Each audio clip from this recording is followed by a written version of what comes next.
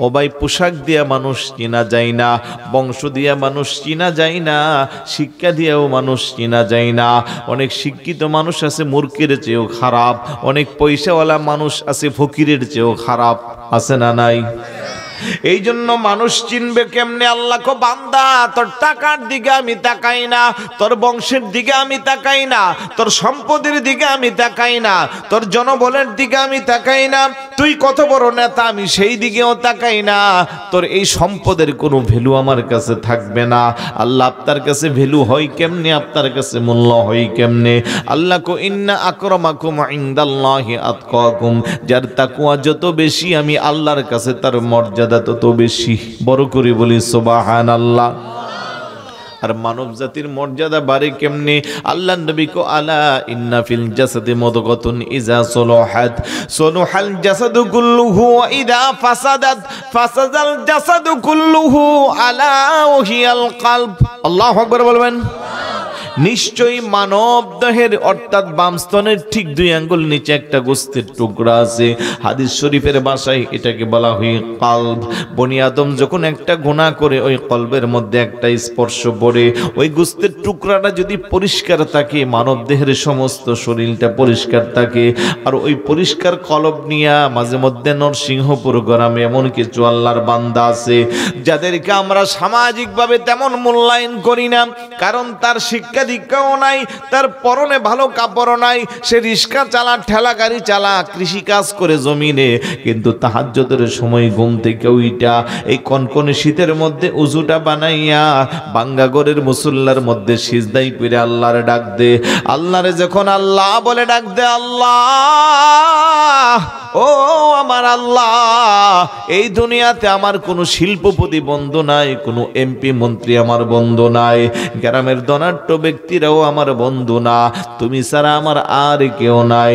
এইভাবে যখন আল্লাহর সাথে তার সম্পর্কটা গভীর করে ফেলে, আর যখন নির্জন কক্ষ থেকে আল্লাহরে আল্লাহ বলে ডাক দে, ওই আল্লাহ ডাকের শব্দ তার স্ত্রী শুনে না, সন্তান শুনে না, পাশের ঘরের মানুষটাও শুনে না, কিন্তু তার এই ডাকটা আরশ আজিমের মহান সিংহাসনে যায় লাগে। কথা কোন ঠিক কিনা?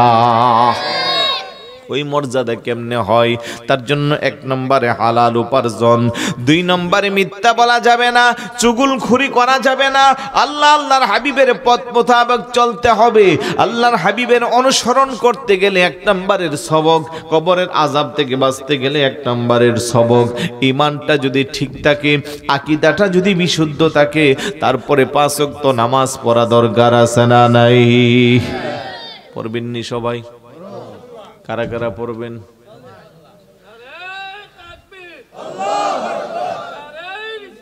ইয়া রাসূলুল্লাহ জিন্দাবাদ।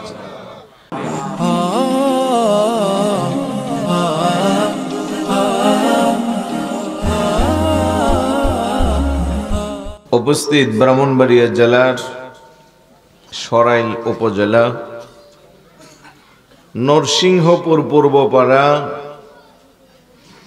হাজী আব্দুল গনি সাহেবের বাড়ি প্রাঙ্গণ অবস্থিত কবরবাসীদের রুহের মাগফিরাত কামনায় আয়োজিত 13তম বার্ষিক সুন্নি মহাসম্মেলন 2025 সম্মানিত সুযোগ্য সভাপতি আলহাজ সফিউল্লাহ সাহেব, সাবেক মেম্বার নরসিংহপুর পূর্বপাড়া, সহ সভাপতি জনাব হাজী আব্দুল গনি মিয়া সাহেব,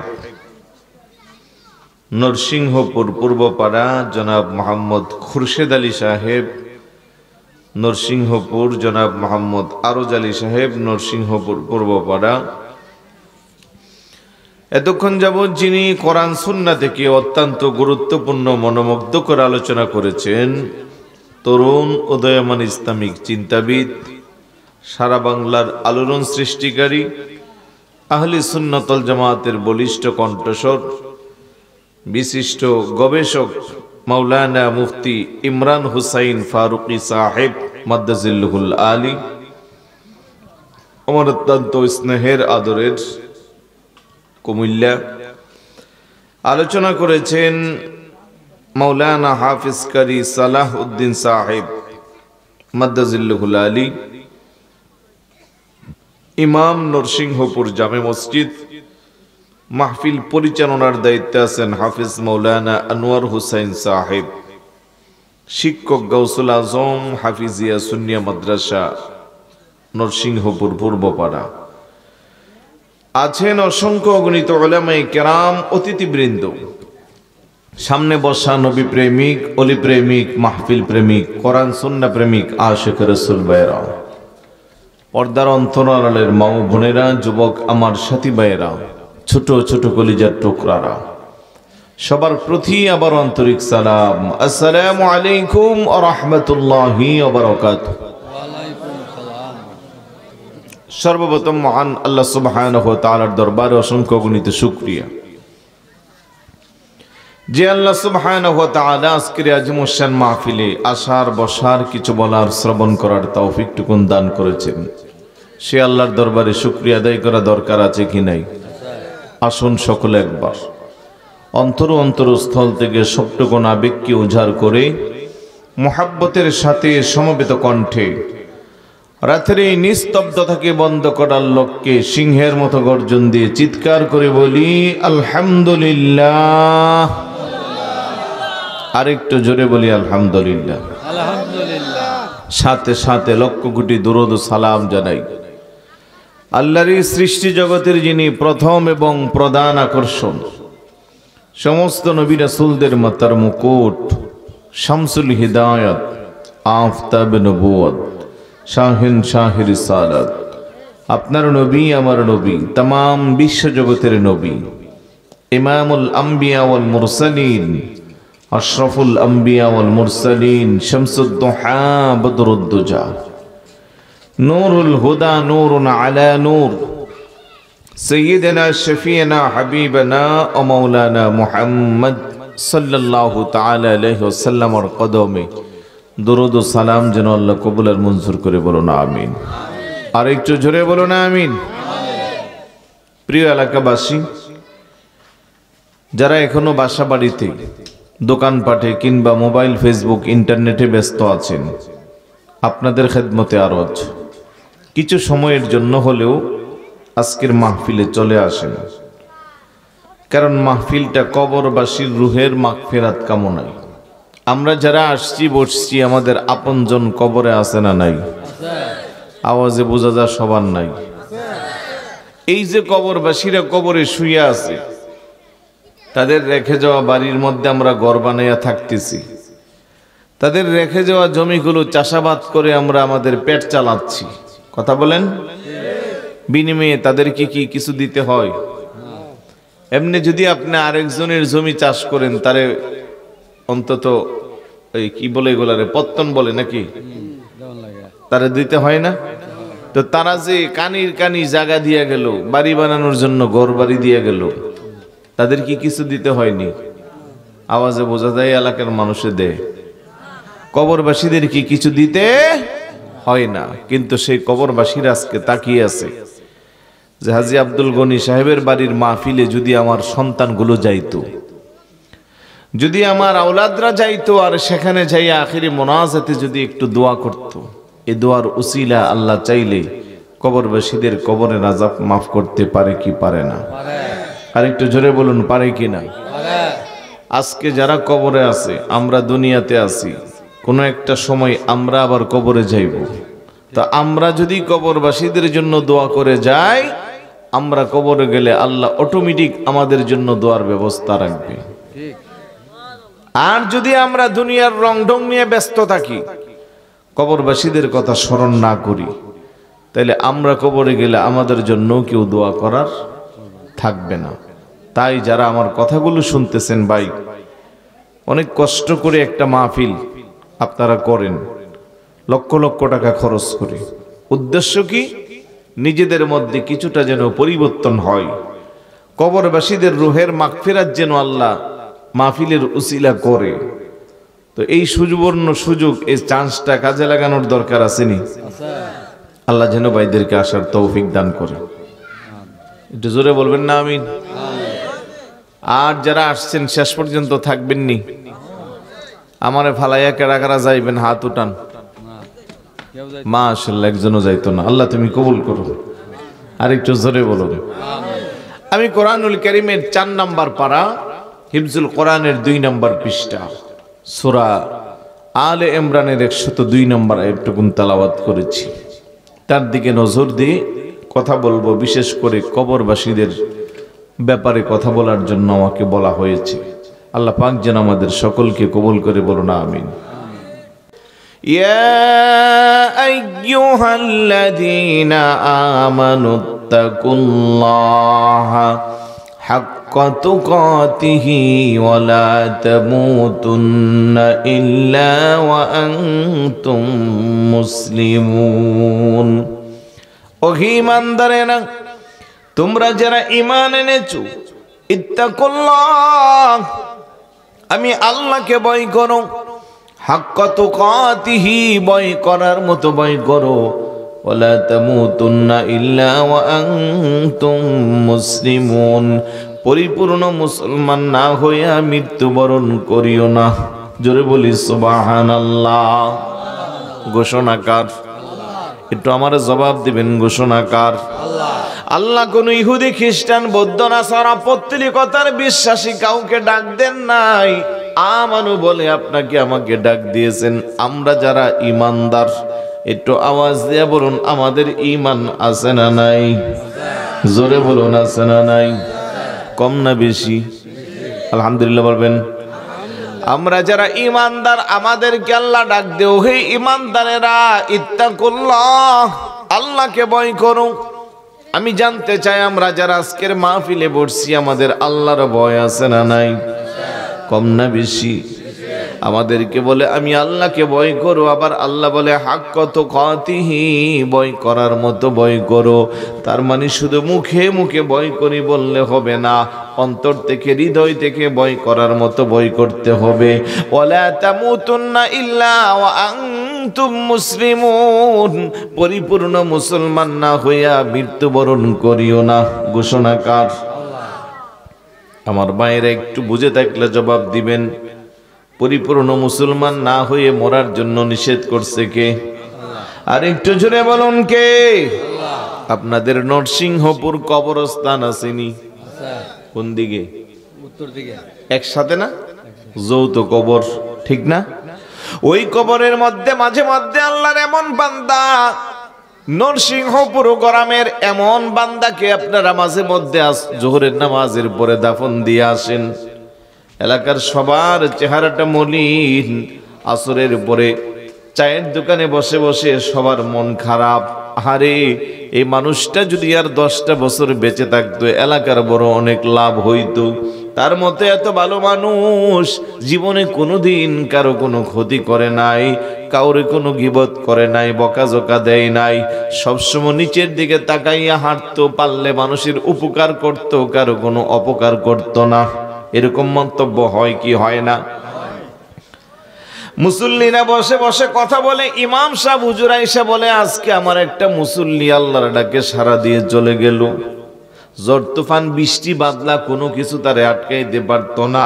অন্তত একজন মুসল্লিও যদি মসজিদে আইতো, আল্লাহর বান্দা আমার সাথে মসজিদে জামাতে নামাজ পড়তো। এরকম মন্তব্য হয় কি হয় না? আওয়াজ দিয়ে বলুন, হয় কি না? এইভাবে একজনের পর একজন ওই আল্লাহর বান্দার ব্যাপারে শুধু প্রশংসা করে। সবার মন খারাপ, সবার মনে আঘাত, আর চিন্তা করে, হারে যদি আল্লাহ এই বান্দাটারে আর কিছুদিন বাঁচাইয়া রাখতো, এলাকার অনেক উপকার হইতো, এলাকার মানুষ অনেক কল্যাণ পাইতো। কিন্তু মাঝে মধ্যে আবার এমন কিছু আল্লাহর বান্দারে কবরে দেওয়া হয়, আসরের নামাজের পরে বসে বসে এলাকার মানুষকে, হে যদি আরো 10টা বছর আগে মরতো, আমাদের এলাকাটা শান্তি পাইতো। কথা মনে বুঝাইতে পারছি না? দুই আল্লাহর বান্দার মধ্যে পার্থক্য আসেনি? প্রথম যিনি, উনিও আল্লাহর বান্দা। দ্বিতীয় জন যার ব্যাপারে বলে 10 বছর আগে মরলে এলাকা শান্তি হইতো, সেও আল্লাহর বান্দা, সেও মুসলমান, সেও মুসলমান, সেও ইমানদার, সেও ইমানদার। কিন্তু দুইজনই দাবিদার ইমানদার, দুইজনই দাবিদার মুসলমান। এই জন্য আমি বলতেছি, আল্লাহ বলে ওয়ালা তামুতুন্না ইল্লা ওয়া আনতুম মুসলিমুন, প্রকৃত মুসলমান না হইয়া মৃত্যুবরণ করিও না। আমি জানতে চাই এখন আমরা কোন মরণ চাই?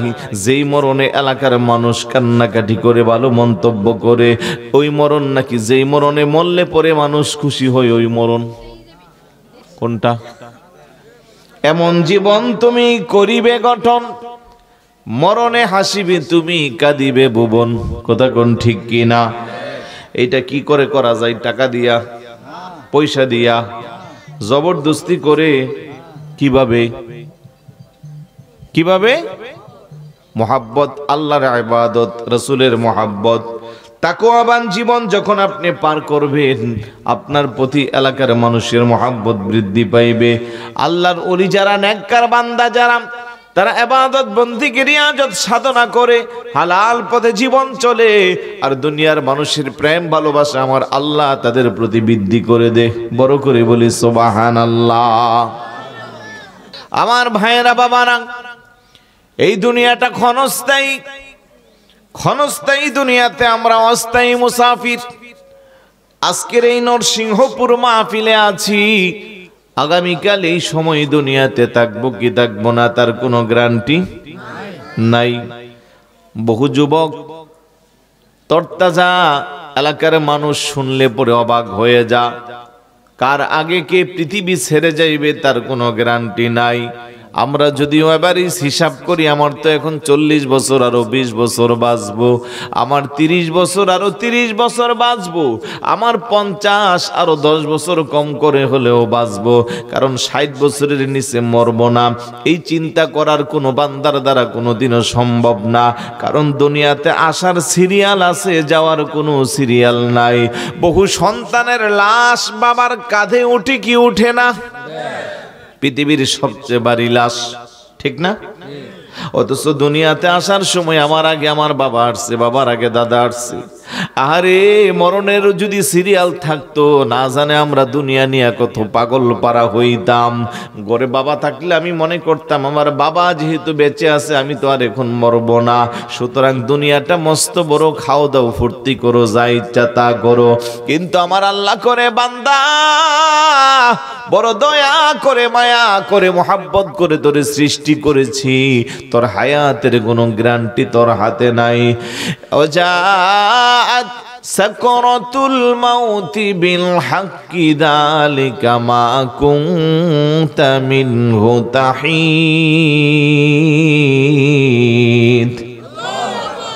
আল্লাহ কো, যেই মরণ থেকে তুমি তাল বাহানা করো, যেই মরণ থেকে তুমি বাঁচার জন্য চেষ্টা করো, যেই মরণে তুমি পালায়নের চেষ্টা করো রে বান্দা, ওই মরণ থেকে তোমার বাঁচার কোনো সুযোগ নাই। রাজা বলো, প্রজা বলো, এই দুনিয়াতে থাকার কোনো সুযোগ নাই। ইদা জা আজালুহুম লা ইস্তাখিরুনা সাআতা ওয়া লা ইস্তাকদিমুন। হায়াতের বাজেট যখন শেষ হয়ে যাবে, মালাকুল মাউত আজরাইল আলাইহিস সালাতু ওয়াস সালাম যখন তোমার জানটাকে কবজ করার জন্য যাইবে, পিছনের কদমটা তুমি সামনে দিতে পারবা না, ডানের কদম বামে দেওয়ার কোনো সুযোগ নাই। মুহূর্তের মধ্যে আল্লাহর ডাকে সাড়া দিয়ে তোমাকে চলে যেতে হবে। এই দুনিয়াতে অনেকে বলে, হুজুর আমি যে বিল্ডিং বানাইছি 20 টন রড দিলে হয়তো আমি 50 টন রড দিছি, বলে কেন?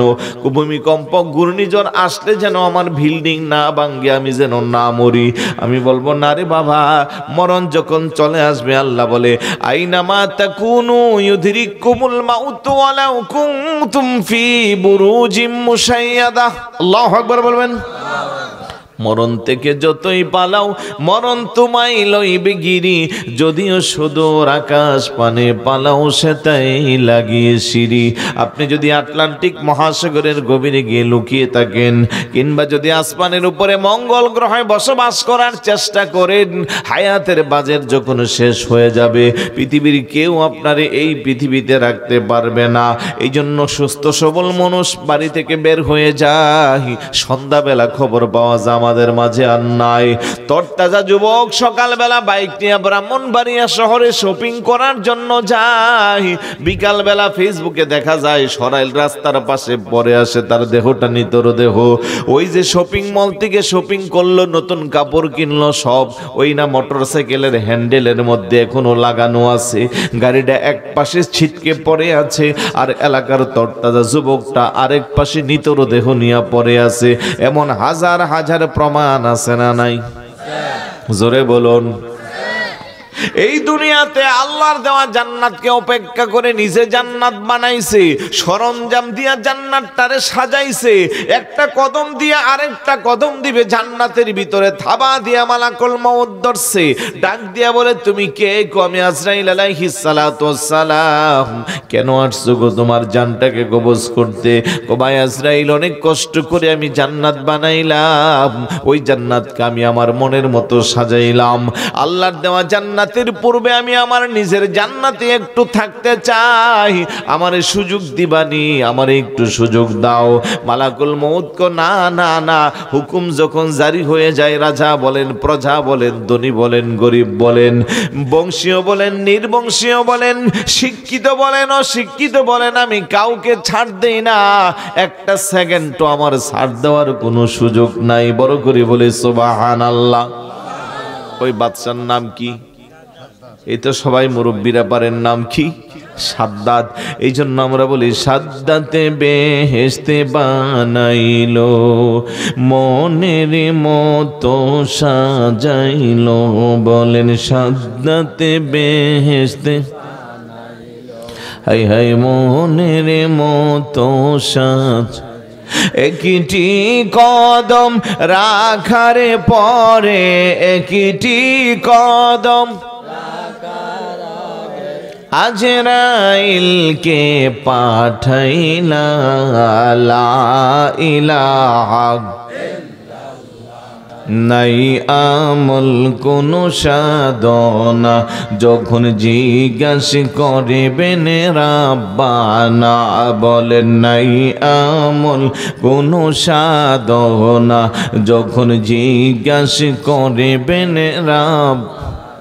সেদিন নবী আপনি ছাড়া মোদের বাঁচার, আপনি ছাড়া আর কোনো উপায় থাকবে না, লা ইলাহা লা ইলাহা লা ইলাহা।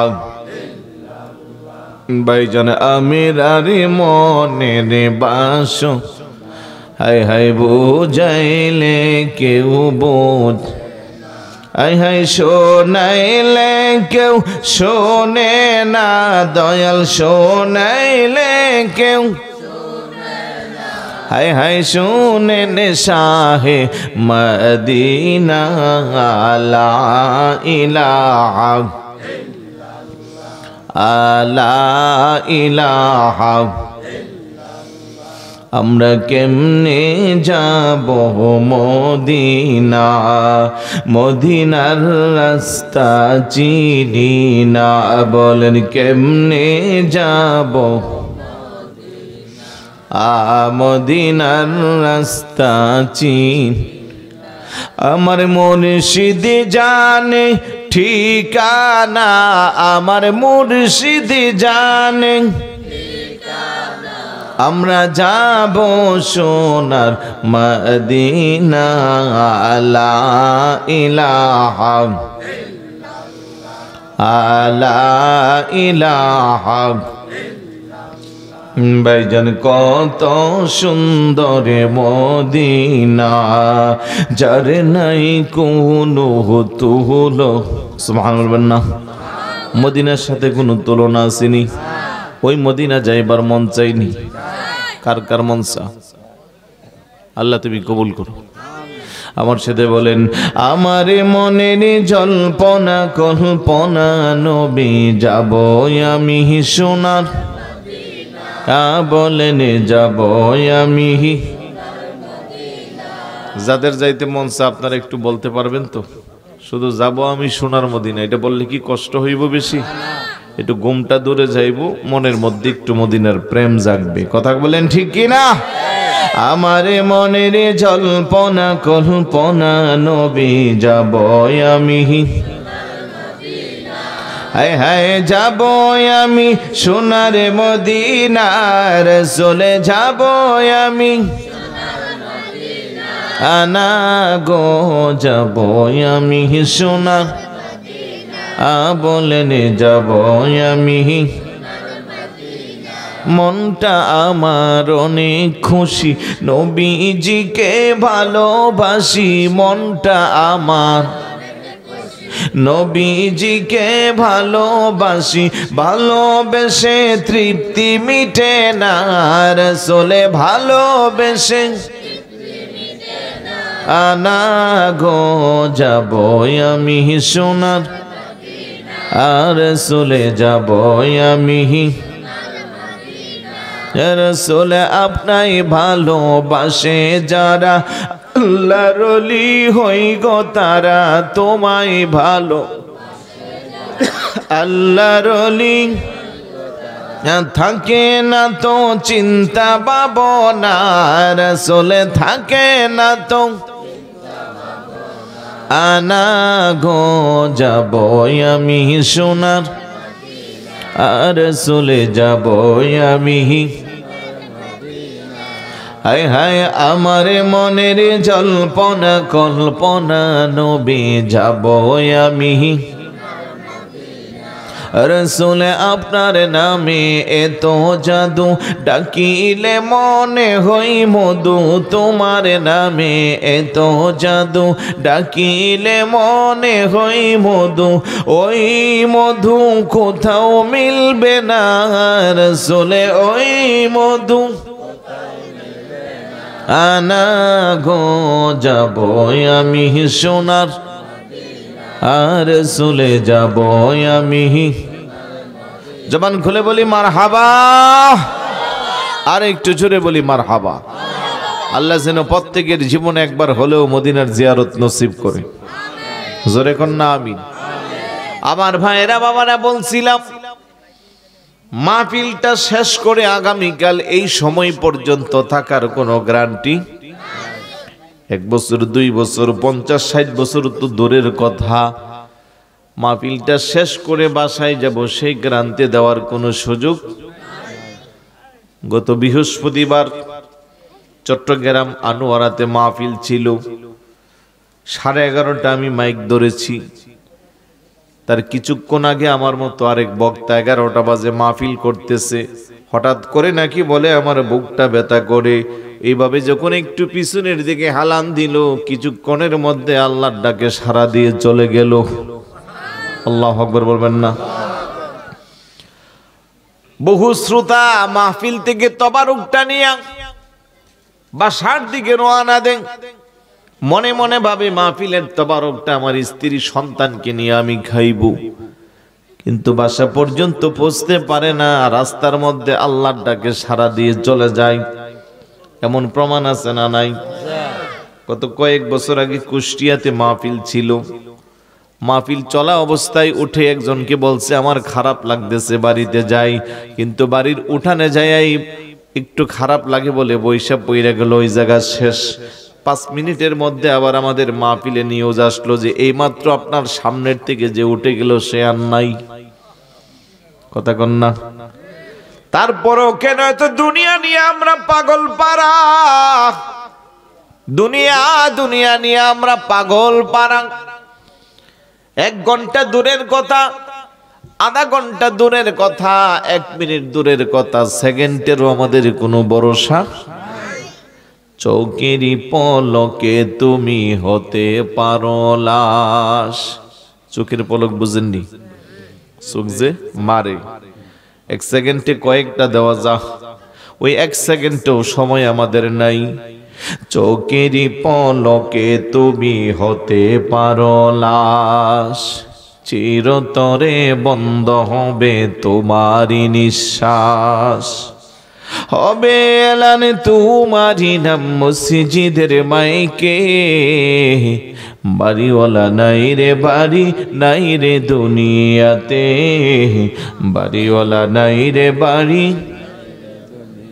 তোমার বয়ে থাকতো মানুষ ছিল বাহাদুরি, বাবুনি হাওয়ায় ওরা তুমি যে রঙিন ঘুরি, সুতুই টান দিলে মালিক, সুতুই টান দিলে মালিক পারবে না থাকিতে, বাড়িওয়ালা নাই রে বাড়ি নাই রে দুনিয়াতে, বাড়িওয়ালা নাই রে বাড়ি নাই রে দুনিয়াতে।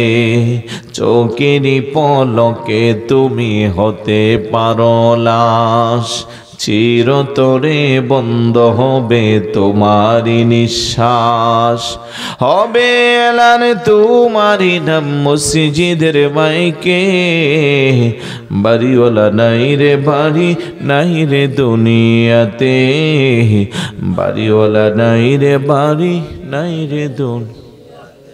আমার ভাইয়েরা বাবারা, এক সেকেন্ডের হায়াতের ভরসা নাই, তারপরেও আমরা দুনিয়া নিয়ে পাগল পারা। কার চেয়ে কার সম্পদ বেশি করা যায়, কার চেয়ে কার যশ খ্যাতি বেশি করা যায়। আপন ভাই ভাইকে চাইর আঙ্গুলা জাগাও ছাড় দেয় না, আছে না নাই? ও মুসলমান, একবার পেটের মধ্যে 5টা 10টা সন্তান জাগা হয়। মার ছোট্ট পেটে আমিও ছিলাম, আপনিও ছিলেন, আপনার ভাই বোন আমার ভাই বোন ছিল। ওই মার পেট থেকে দুনিয়াতে আসলাম।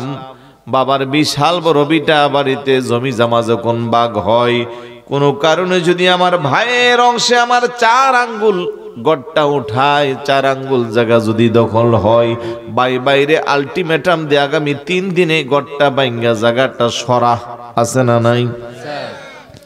একটি বারের জন্য চিন্তা করে না। মার ছোট্ট পেটে জায়গা হয়েছিল, কেউ কোনোদিন ওই জায়গা মা আমাদেরকে কষ্ট দেয় না। বাবার বিশাল বড় বিটার মধ্যে 4 আঙ্গুল জায়গা আমি বাইরে ছাড় দিলাম না, অথচ আমি আজকে পৃথিবীতে আসি, আগামীকালে সময় থাকবো কিনা তার কোনো গ্যারান্টি নাই।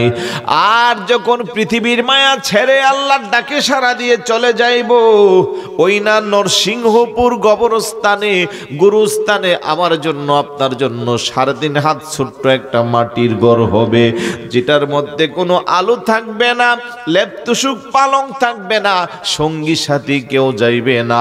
ওই ছোট্ট কবরটাই আপনার আমার আসল ঠিকানা। ওই আসল ঠিকানা ছোট্ট কবরের খবর নাই। দুনিয়াতে কার চেয়ে কার বাড়ি বড় করা যায়, বিল্ডিং এর নকশা কাটটা সুন্দর করা যায়, সেই প্রতিযোগিতা আছে না নাই? আমরা কেমন মুসলমান, কেমন ইমানদার, কবরের পাশে দিয়া যায় আমাদের মনটা নরম হয় না। কবরের পাশে দিয়া যায়, কবরবাসীদের জন্য দাঁড়ায় একটু সওয়াব রেসানি করতে পারি না। নবীর সাহাবী যারা, তাদের জীবনী পড়লে দেখা যায় কবরের পার দিয়া গেলে তারা ছোট বাচ্চার মতো বিনাইয়া বিনাইয়া কান্না করে বুক বাসাইতো। আল্লাহু আকবার বলবেন। হযরত উসমান গনি জিন্নুরাইন রাদিয়াল্লাহু তাআলা কবরের পাশ দিয়া যাচ্ছে, ছোট বাচ্চার মতো বিনাইয়া বিনাইয়া হাউমাউ করে কান্না করে। অন্যান্য সাহাবারা জিজ্ঞাসা করে, কেন গো এইভাবে কান্না করছেন? ডাক দেখো, আমি রাসূলুল্লাহর জবান মোবারকে শুনছি, আল কবরু আউয়ালু মানজিলিম মিন মানাজিলিল আখিরা, কবর হইল পরকালের অনেকগুলো ধাপের মধ্যে প্রথম ধাপ। ওই কবর থেকে যে ছুটতে পারে তার হাসরে মিজান ফুলসিরাত ভালো হয়, আর কবর যারে চাপা দিয়া ধরে তার পরবর্তী ধাপগুলো বড় কঠিন হয়ে যা। এই জন্য আল্লাহর নবী কল কবরু রাউযাতুম মির রিয়াজিল জান্নাহ আও হুফরাতুম মিন হুফারিন নার। এই কবরটা কারো জন্য জান্নাতের বাগান সমূহের একটা বাগান, আর কারো জন্য কবরটা জাহান্নামের গর্ত সমূহের একটা গর্ত। ঈমান যদি ভালো হয়, আতেমা বিল খৈর যদি হয়, সুন্দরভাবে যদি তার মরণটা হয়, কালমা যদি মরণের সময় নসিব হয়, ওই কবরে শুয়াইতে দেরি হবে। ছোট্ট কবরটারে ফেরেশতারা টেনে এত বেশি লম্বা করবে, ওই কবরের সংযোগ আল্লাহর জান্নাতের সাথে তাকে সংযুক্ত করে দিবে। আমল যদি খারাপ হয়, নেকির পাল্লা যদি হালকা না বাড়ি না হইয়া হালকা হয়, গুনাহের পাল্লা যদি বাড়ি হয়, ওই ছোট্ট কবরটা আরো ছোট্ট হয়ে যাবে। ডানের মাটি বামের মাটি এত কঠিন ভাবে তারে চাপা দিবে, ওই না পাউডারের মতো হাড্ডি গুড্ডি তছনছ হয়ে যাবে। চিৎকার করে বলি নাউজুবিল্লাহ। ওই কবরের ভয় অন্তরে আছে না নাই? আর একটু জোরে বলুন। কবরের ওই আযাবে যদি কেউ দেখিত,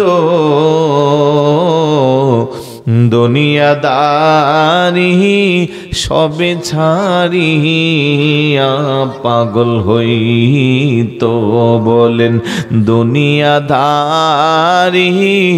সবে ছাড়িয়া পাগল। দাদা গেল দাদি গেল অন্ধকারই কবরে, কেহ নাহি আসল ফিরে বব সংসারে। বলেন কেহ নাহি আসল ফিরে বব সংসার। আমার ভাইয়েরা বাবারা, এই পৃথিবীতে কত ক্ষমতাশীল মানুষ ছিল, কত সম্পদশীল মানুষ ছিল, কত বীর বাহাদুর মানুষ ছিল। রাস্তা দিয়ে হাঁটলে যাদের পিছনে শত শত মানুষ লাইন ধরে হাঁটতো, যাদের ক্ষমতা পাওয়ারের কাছে মানুষ থরথর করে কাঁপতো, যেই মাত্র প্রাণ পাখিটা দেহ থেকে ওড়াল দিয়া চলে যায়, ওই মানুষটার আর কোনো 2 পয়সার মূল্য থাকে না। বাজারের সবচেয়ে কম দামি কাপড় দিয়া তারে দাফন দিয়া অন্ধকার কবরের মধ্যে শোয়ানো হয়। কথা কোন ঠিক কিনা? আমাদের কবরে আমাদের রাসূল আসবে কি আসবে না? এই আকীদা বিশ্বাস আমাদের আছে না নাই? ওই অন্ধকার কবরের কথা বলছিলাম। আল্লাহর নবী কো আল কবরু রাউযাতুম মিন রিয়াজিল জান্নাহ আও হুফরাতুম মিন হুফারিন নার। কবরটা কারো জন্য জান্নাতের বাগান সমূহের একটা বাগান, আর কারো জন্য জাহান্নামের গর্ত সমূহের একটা গর্ত। কথা কোন ঠিক না? ওই 3.5 হাত কবর।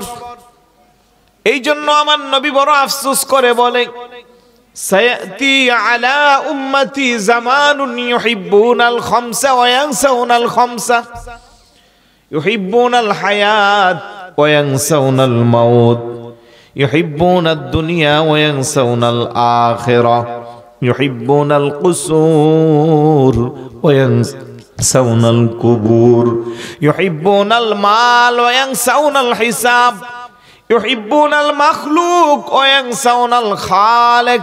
আল্লাহু আকবার বলবেন। আমার নবী কৌচিরি এমন একটা সময় আসবে, আমার উম্মতগুলো দুনিয়ার 5টা জিনিসকে ভালোবাসবে আর 5টা জিনিসকে ভুইলা যাবে। 1 নম্বর ইউহিব্বুনাল হায়াত ওয়া ইয়ানসাউনাল মাউত। আমার উম্মতগুলো দুনিয়ার হায়াতকে ভালোবাসবে, মরণের কথা ভুলে যাইবে। আজকের এই দিনে আমরা কার চেয়ে কার হায়াতকে লম্বা করব।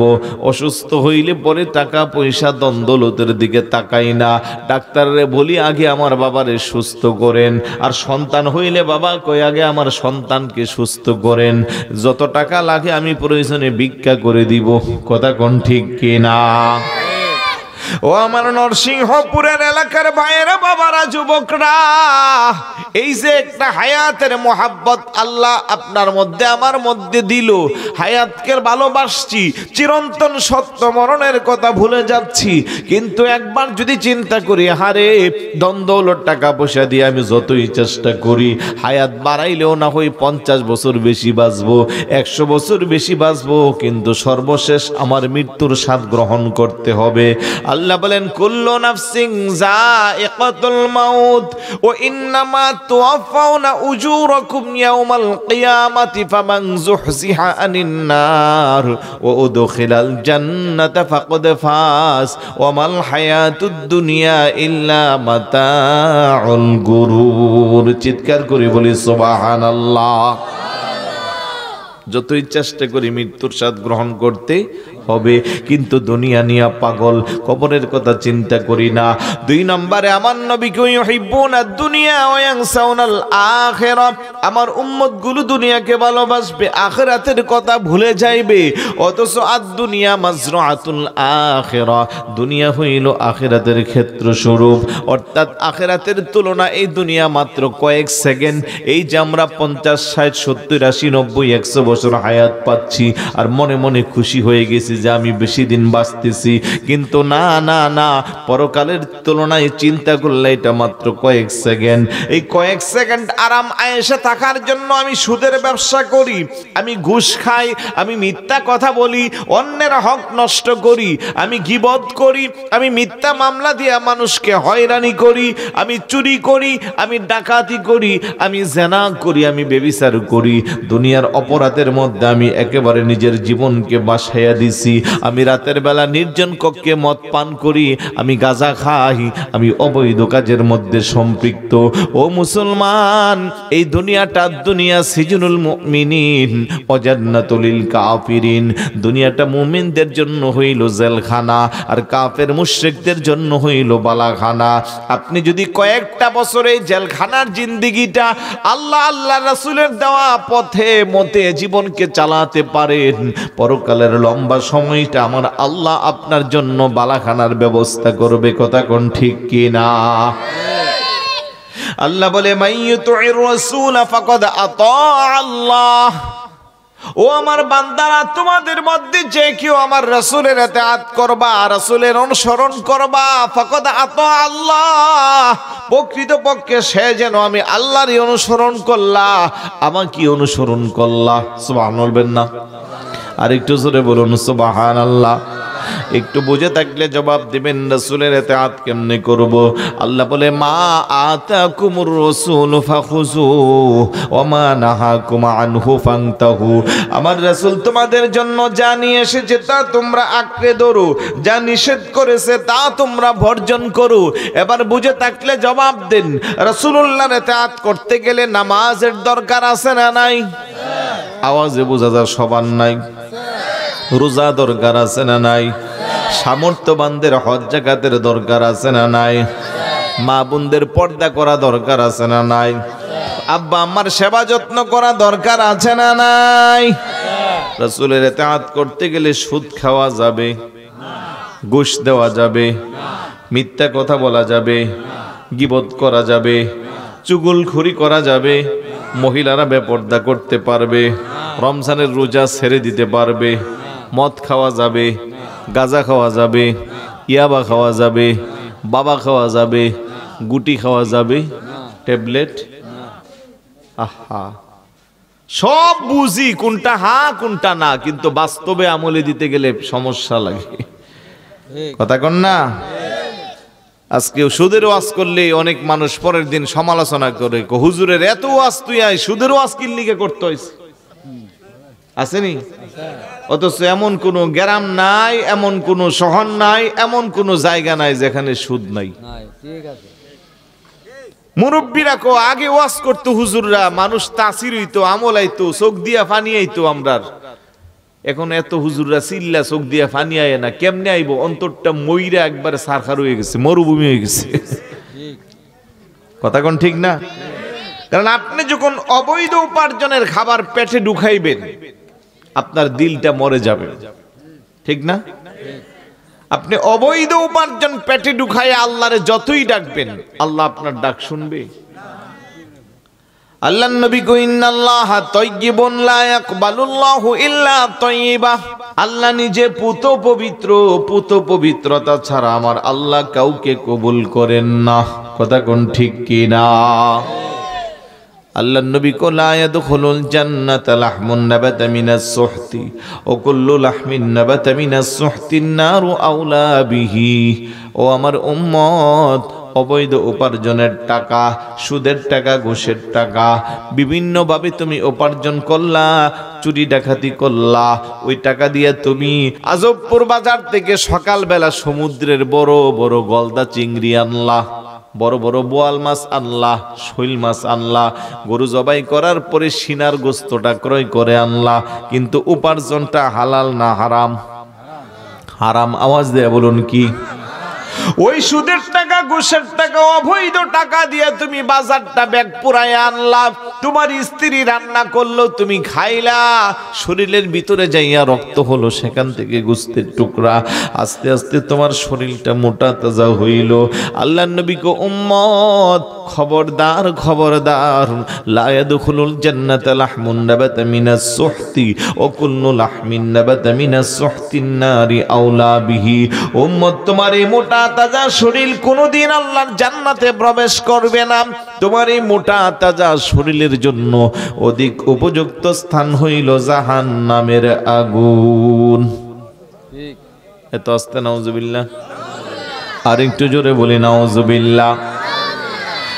আল্লাহর নবী কো মান ইশতারা সাওবান বিআশারাতি দারাহিম ও ফীহি দিরহামুন ওয়াহিদুন হারামুন লাম ইয়াকবালিল্লাহু মা দামা আলাইহিস সালাহ।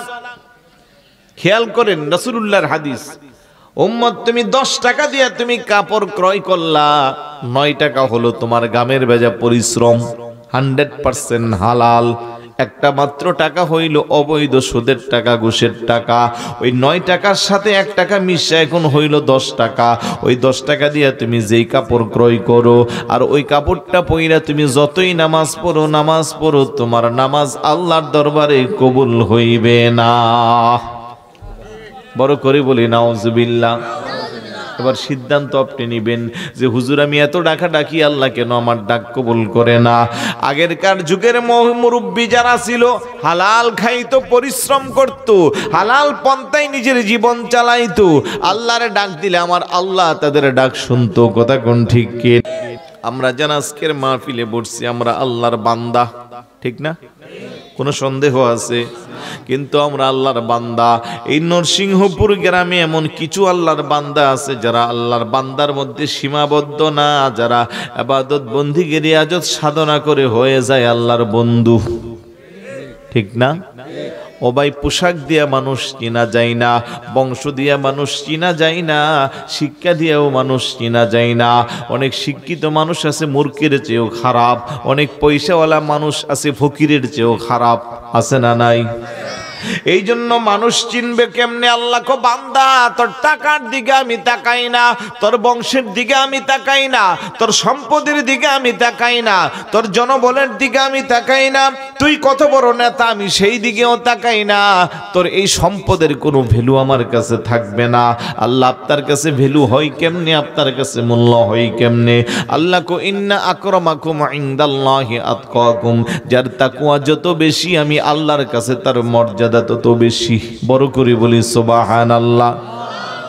আর মানব জাতির মর্যাদা বাড়ে কেমনে? আল্লাহর নবী কো আলা ইন্না ফিল জাসাদি মুদগাতুন ইজা সলাহাত সলাহাল জাসাদু কুল্লুহু ওয়া ইদা ফাসাদাত ফাসাদাল জাসাদু কুল্লুহু আলা ওয়াহিয়াল কলব। আল্লাহু আকবার বলবেন। নিশ্চয়ই মানব দেহের অর্থাৎ বাম স্তনের ঠিক 2 আঙ্গুল নিচে একটা গোস্তের টুকরা আছে। হাদিস শরীফের ভাষায় এটাকে বলা হয় কলব। বনি আদম যখন একটা গুনাহ করে ওই কলবের মধ্যে একটা স্পর্শ পড়ে, ওই গোস্তের টুকরাটা যদি পরিষ্কার থাকে, মানব দেহের সমস্ত শরীরটা পরিষ্কার থাকে। আর ওই পরিষ্কার কলব নিয়া মাঝে মধ্যে নরসিংহপুর গ্রামে এমন কিছু আল্লাহর বান্দা আছে যাদেরকে আমরা সামাজিকভাবে তেমন মূল্যায়ন করি না, কারণ তার শিক্ষা দীক্ষাও নাই, তার পরনে ভালো কাপড়ও নাই, সে রিক্সা চালা, ঠেলা গাড়ি চালা, কৃষি কাজ করে জমিনে, কিন্তু তাহাজ্জুদের সময় ঘুম থেকে উইটা এই কনকনে শীতের মধ্যে উজুটা বানাইয়া বাঙ্গাগরের মুসল্লার মধ্যে সিজদাই করে আল্লাহরে ডাক দে। আল্লাহরে যখন আল্লাহ বলে ডাক দে, আল্লাহ, ও আমার আল্লাহ, এই দুনিয়াতে আমার কোনো শিল্পপতি বন্ধু নাই, কোনো এমপি মন্ত্রী আমার বন্ধু নাই, গ্রামের ধনাঢ্য ব্যক্তি ব্যক্তিরাও আমার বন্ধু না, তুমি ছাড়া আমার আর কেউ নাই। এইভাবে যখন আল্লাহর সাথে তার সম্পর্কটা গভীর করে ফেলে, আর যখন নির্জন কক্ষ থেকে আল্লাহরে আল্লাহ বলে ডাক দে, ওই আল্লাহ ডাকের শব্দ তার স্ত্রী শোনে না, সন্তান শোনে না, পাশের ঘরের মানুষটাও শোনে না, কিন্তু তার এই ডাকটা আরশ আজিমের মহান সিংহাসনে যায় লাগে। কথা কোন ঠিক কিনা? ওই মর্যাদা কেমনে হয়? তার জন্য 1 নম্বরে হালাল উপার্জন, 2 নম্বরে মিথ্যা বলা যাবে না, চুগলখুরি করা যাবে না, আল্লাহর হাবিবের পথ মোতাবেক চলতে হবে। আল্লাহর হাবিবের অনুসরণ করতে গেলে 1 নম্বরের সবক, কবরের আযাব থেকে বাঁচতে গেলে 1 নম্বরের সবক, ঈমানটা যদি ঠিক থাকে, আকীদাটা যদি বিশুদ্ধ থাকে, তারপরে 5 ওয়াক্ত নামাজ পড়া দরকার আছে না নাই? পড়বেননি সবাই? কারা কারা পড়বেন?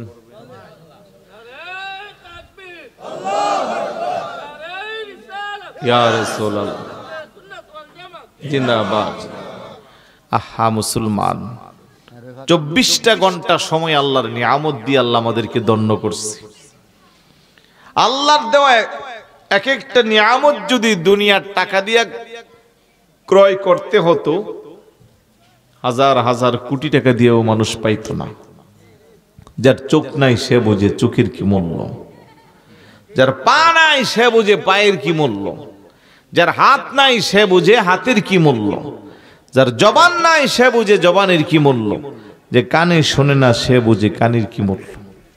যদি আল্লাহর পক্ষ থেকে এমন কোনো ডিরেকশন, এমন কোনো আদেশ থাকতো যে বান্দা তুই 40 দিন একটানা নামাজ আদায় না করলে 41 দিনের দিন তোর চোখের পাওয়ার বন্ধ করে দিব, তোর জবান বন্ধ করে দিব, তোর পায়ের শক্তি বন্ধ করে তোরে প্যারালাইজড করে ঘরে রাখবো, তোর কানের শ্রবণ শক্তি নিয়ে নিব, তাহলে আপনি আমি নামাজ পড়তাম কি পড়তাম না? আওয়াজ দেন না। শুধু পড়তাম না, মসজিদ আরো পাড়ায় পাড়ায় বানাইতেই তো। হ্যাঁ, হিসাব করলে হইলে আজকে 39 দিন হয়েছে। বাপরে বাপ, যদি আরেকদিন নামাজ না পড়ি তাহলে চোখের পাওয়ার খেলে আমার দুনিয়া অন্ধকার, আমার দুনিয়া সব শেষ। অন্তত এই নিয়ামতের জন্য হলো নামাজ পড়তেন। যদি বলতো বেনামাজি নদীর গলদা চিংড়ি খাইতে পারবো না, অন্তত খাওয়ার জন্য হইলেও সবাই নামাজ পড়ত। কথা কোন ঠিক না? কিন্তু আমার আল্লাহ কত বড় দয়াবান, কত বড় মেহেরবান, বান্দারে কত ইহসান করেছে। যেই বান্দা নামাজ পড়ে তার জন্য আল্লাহর যে নিয়ামত, যেই বান্দা নামাজ পড়ে না তার জন্য সেই নিয়ামত। ও আমার আল্লাহ, কাউর তুমি কমতি দিলা না, বাধা দিলা না। আল্লাহ করে বান্দারে আমি বড় শখ করে সৃষ্টি করেছি, বড় মায়া লাগাইয়া সৃষ্টি করছি। আমার এই বান্দা গুনাহ করবে, পাপ করবে, আমি আল্লাহর পক্ষ থেকে নিয়ামত আমি বন্ধ করব না। গুনাহ করতে করতে যদি পাহাড় পরিমাণও বান্দার গুনাহ হয়ে যায়, আর বান্দা যদি তার ভুলটা বুঝতে পারে, তাওবার মতো যদি তাওবা করে, আমি আল্লাহ মুহূর্তের মধ্যে তার তামাম জীবনের গুনাহগুলো ক্ষমা করে দিব। আমাদের গুনাহ আছে না নাই? কম না বেশি? তাহাজ্জুদের মুসল্লি একটু কান্না করা যাবেনি? খোদার বয়ে যে চুক হতে অশ্রু দ্বারা জরে, জাহান্নামের আগুন হারামে সেই চোখেরই তরে। লা ইয়ালজুন্নার মান বাকা মিন খশিয়াতিল্লাহ। আল্লাহর ভয় অন্তরে জাগ্রত করে মাছির মাথা পরিমাণ পানি যদি আল্লাহর কোনো বান্দার চক্ষু দিয়া বের হয়, আমার আল্লাহ ওই বান্দার জন্য জাহান্নামের আগুনকে হারাম করে দে। ওরে যুবক, শয়তানের ওয়াসওয়াসায় পরে জীবনে কত গুনাহ করলা, দুষ্ট বন্ধুর চক্রান্তের শিকার হইয়া কত গুনাহ করলা, দুনিয়াটা মস্ত বড় খাও দাও ফুর্তি করো মিশন নিয়া চললা। একটিবার চিন্তা করো, তোমার মতো আমার মতো কত যুবক এই দেশে ছিল, কালের বিবর্তনে 3.5 হাত কবরের প্যাসেঞ্জার হয়েছে। কোথায় তাদের যশ খ্যাতি, কোথায় তাদের সুনাম, কোথায় তাদের নামডাক, কোথায় তাদের সেই সুনাম? যারা একটু ভালো কর্ম গেল, আল্লাহর রাসূলকে যারা খুশি করলো, তারা দুনিয়াতে যখন ইবাদত বন্দেগীর মধ্যে সময় কাটা, আমার আল্লাহ পরকালে তাদের জন্য বালাখানা বানা। সুবহানাল্লাহ বলবেন না? বান্দা যখন শুরু করে খোদার ইবাদত जन्नत माजे হইতো কোনি তৈরি ইমারত আবার যখন বন্দেগীতে গাফেল হয়া রই ফেরেশতারা কার যতক্ষণে বন্ধ করে রই কিয়ামতে মুমিনগণের ওজুর জায়গা যত নূরে উজ্জ্বলে হইবে যে মনে দীপ্তি চাঁদের মতো বড় করে বলি সুবহানাল্লাহ। আপনি যখন 5 ওয়াক্ত নামাজ ঠিকভাবে আদায় করবেন আমার আল্লাহ আপনার জন্য জান্নাতের মধ্যে বালাখানা নির্মাণ করবে। আপনি সপ্তাহে একদিন নামাজ পড়বেন আপনার জন্য তো জান্নাতে বালাখানা নির্মাণ হবে না। আপনি বছরে 2 দিন নামাজ পড়বেন আপনার জন্য বালাখানা নির্মাণ হবে না। এই জন্য আমি বলবো দুনিয়ার যত জোর ঝামেলা থাকুক না কেন 24 ঘন্টার মধ্যে আল্লাহর জন্য সব মিলায়া 1 ঘন্টা সময় যেই বান্দা দিবে রাসূলের মুহাব্বত যার হৃদয়ে থাকবে আবার শুধু নামাজ পড়লে হবে না, নামাজ পড়তে পড়তে যদি জিন্দেগি শেষ করে ফেলে আল্লাহর হাবিবের মুহাব্বত যদি হৃদয়ে না থাকে এই নামাজ আল্লাহর দরবারে কবুল হবে না। এই জন্য আল্লাহর নবী বলেন আলা লা ঈমানা লিমান লা মুহাব্বাতা লাহু, আলা লা ঈমানা লিমান লা মুহাব্বাতা লাহু। খবরদার সাবধান, যার হৃদয়ে আমি নবীর মুহাব্বত নাই তার ঈমান নাই। নবীর মুহাব্বত ছাড়া যতই নামাজ পড়ে সেই নামাজ আল্লাহর দরবারে কবুল হবে না। নবীর মুহাব্বত ছাড়া টুপি দাড়ি পাগড়ি জুব্বা আবা কাবা সব কিছু আছে, নবীর প্রেম ভালোবাসা মুহাব্বত নাই, তার ঈমানদার বলার কোনো সুযোগ নাই। কথা কোন ঠিক কি না? নবীর সাহাবারা নবীরে কম ভালোবাসতো না বেশি? অনেক বেশি ভালোবাসতো, নিজের জীবনের চেয়ে বেশি ভালোবাসতো। এই জন্য সাহাবাদের মর্যাদা কমছে না বাড়ছে? একজন নবীর সাহাবী নবীরে কোন দৃষ্টিভঙ্গিতে দেখতো? হাসান ইবনে সাবিত রাদিয়াল্লাহু তাআলা মসজিদে নববী শরীফের মধ্যে যার শানে চামড়ার গালিচা বিছিয়ে দেওয়া হয়তো রাসূলুল্লাহর নূরানী চেহারা মুবারকের দিকে তাকাইয়া যিনি কবিতা লিখতো কবির ভাষায় ও আহসানু মিন কালাম তারাকাত আইনি ওয়া আজমালু মিন কালাম তালিদিন নিসা খুলিকিতা মুবাররাম মিন কুল্লি আইব কাআন্নাকা কদ খুলিকতা কামা তাশাউ।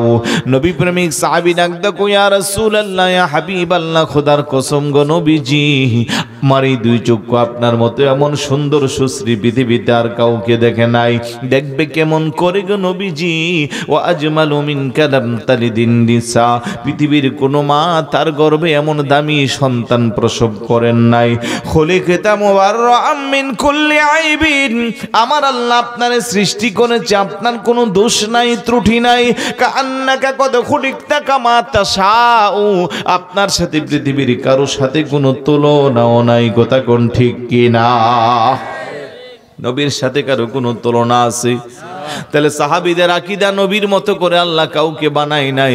কিন্তু আমার দেশের বহু মোল্লা মৌলবী আছে যারা নবী আমার বড় ভাইয়ের মতো রক্তে মাংসে গড়া সাধারণ মানুষ। জোরে বলি নাউজুবিল্লাহ। সাহাবী কো আপনার কোনো দোষ নাই ত্রুটি নাই, আপনারে দোষ ত্রুটি মুক্ত করে আল্লাহ সৃষ্টি করেছে। আমার দেশের মোটা তাজা হুজুর কো নবী দোষে গুণে ভরা মানুষ। নাউজুবিল্লাহ বলবেন না? তাহলে আমরা কি নবীর সাহাবীর কথা শুনবো না আমার দেশের হুজুরের কথা শুনবো? সাহাবীর কথা শুনবো। সাহাবীর কথা শুনতে হইলে নবীর সাথে কারো কোনো তুলনা নাই, নবীর কোনো দোষ নাই ত্রুটি নাই। নবীর সমকক্ষ করে আমার আল্লাহ পৃথিবীতে কাউকে সৃষ্টি করে নাই। ওই সাহাবাদের দৃষ্টিভঙ্গি যাদের আকীদা তাদেরকে বলা হয় আহলে সুন্নাত ওয়াল জামাত। বড় করে বলি সুবহানাল্লাহ। সংক্ষিপ্তভাবে আমাদেরকে বলে সুন্নি, ঠিক না? আমাদের কি সুন্নি বললে আমরা কি রাগ করি? কিন্তু আমাদের মুখালেফ আমাদের বিপরীত যেই কিছু নাম আছে তাদেরকে সেই নামে ডাক দিলে তাদের চেহারা মলিন হয়ে যায়। কথা কোন ঠিক কিনা? এই জন্য আমরা যারা সুন্নি দাবি করি আকীদা ঠিক আছে, ঈমান ঠিক আছে, এখন আমলের দরকার। আর আমলের জন্য আজকের মাহফিল থেকে সিদ্ধান্ত নিব 5 ওয়াক্ত নামাজ পড়া দরকার আছে না নাই? পড়বেন নি সবাই? কয় দিনে? আবার আওয়াজ ছোট হয়ে গেছে। 5 ওয়াক্ত পড়ব কয় দিনে? প্রতিদিনে। আর যারা আমরা এখানে আছি নবীর সুন্নত তরিকা মোতাবেক চলা দরকার আছে না নাই? আমাদের যেহেতু পরিচয় সুন্নি, আমরা নবীর সুন্নতকে আঁকড়ে ধরা দরকার আছে নাই? এই যে মাথায় টুপি দিলাম, টুপি পরা কি? এই যে পাঞ্জাবি কুর্তা জোব্বা লাগাইলাম, লাগানো কি? সুন্নত। মাথায় পাগড়ি দিলাম, ওইটা কি? কিন্তু এই পাগড়ি আমার কবরে যাইবে না, টুপি আমার কবরে যাইবে না, জুব্বাও আমার কবরে যাইবে না।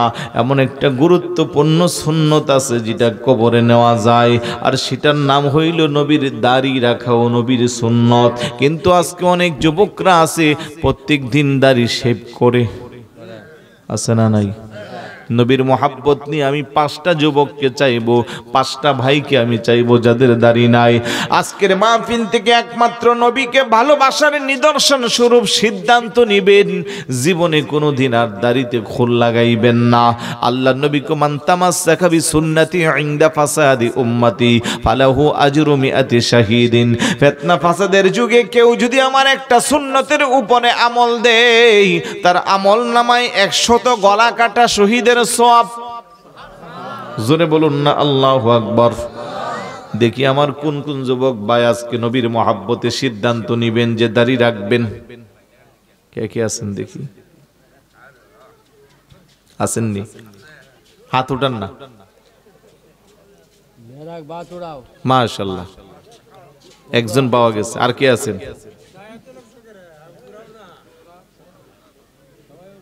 আরেকজন পাওয়া গেছে। আর কে আছেন? কেউ? আমি তো দেখি না, যে লাইট দিয়ে রাখছে আমারে।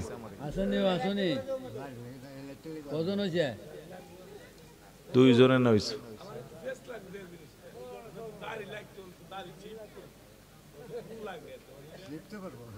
শেপ বলতে আপনি তো আর মূল দাড়ি কাটেন না, সাইডে দিয়ে কাটেন আর কি, সৌন্দর্যের জন্য। ওটা সমস্যা নেই। হ্যাঁ, এই তো সুন্দর কথা বলছে। 1 মুষ্টি রাখলে যথেষ্ট। মারহাবা বলবেন না? আরেকটু জোরে বলুন না মারহাবা। এক করে লম্বা করে রেখে এতটুকু আনতে বই, এটা দরকার নাই। 1 মুষ্টি সুন্নত। এখন তো মোটে মাঠে গাড়ি রাখেন না, আবার 1 মুষ্টির ওয়াজ করাম কোন সময়? প্রথমে রাখলে মহব্বত হইলে আস্তে আস্তে 1 মুষ্টির যাইব। কথা কোন ঠিক না? পোলাপেন্ডি কই?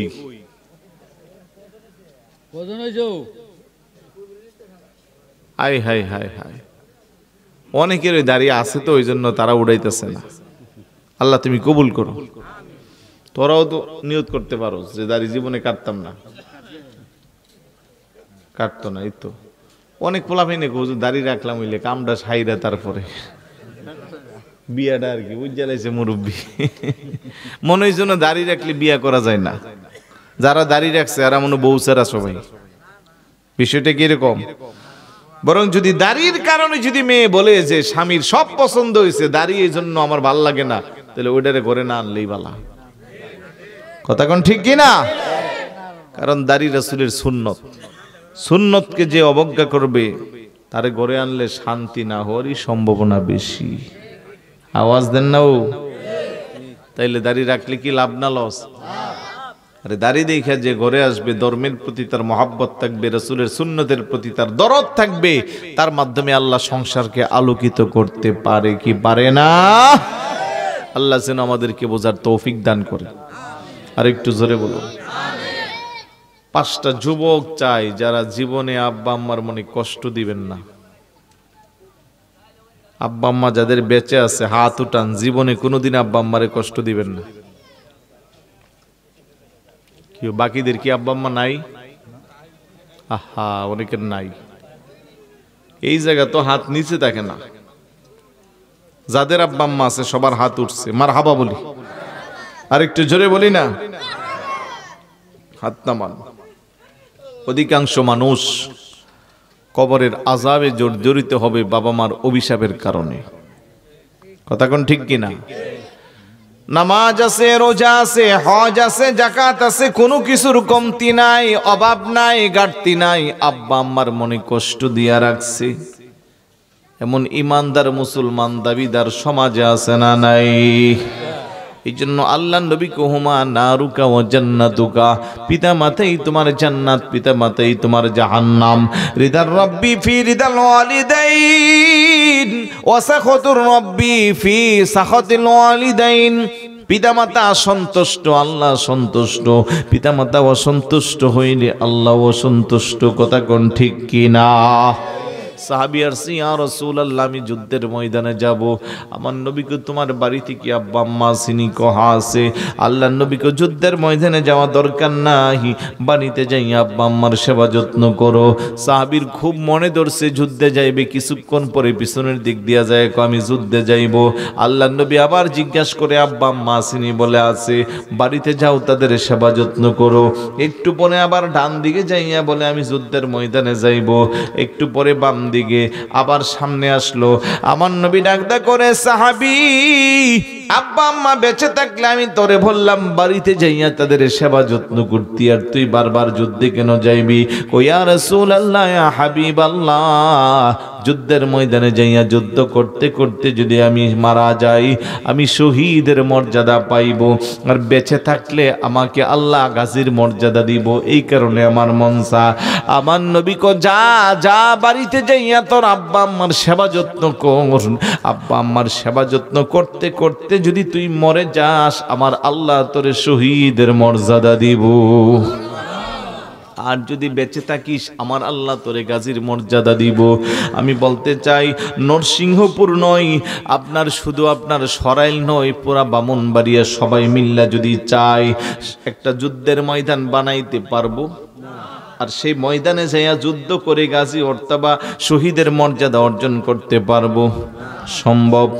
কিন্তু যাদের আব্বা আম্মা বেঁচে আছে, আজকের মাহফিল থেকে সিদ্ধান্ত নিয়া আগামীকাল সকাল থেকে যদি তাদের সেবা যত্ন করি, তাদের খেদমত করি, আমার আল্লাহ গাজী অথবা শহীদের মর্যাদা দিতে পারে কি পারে না?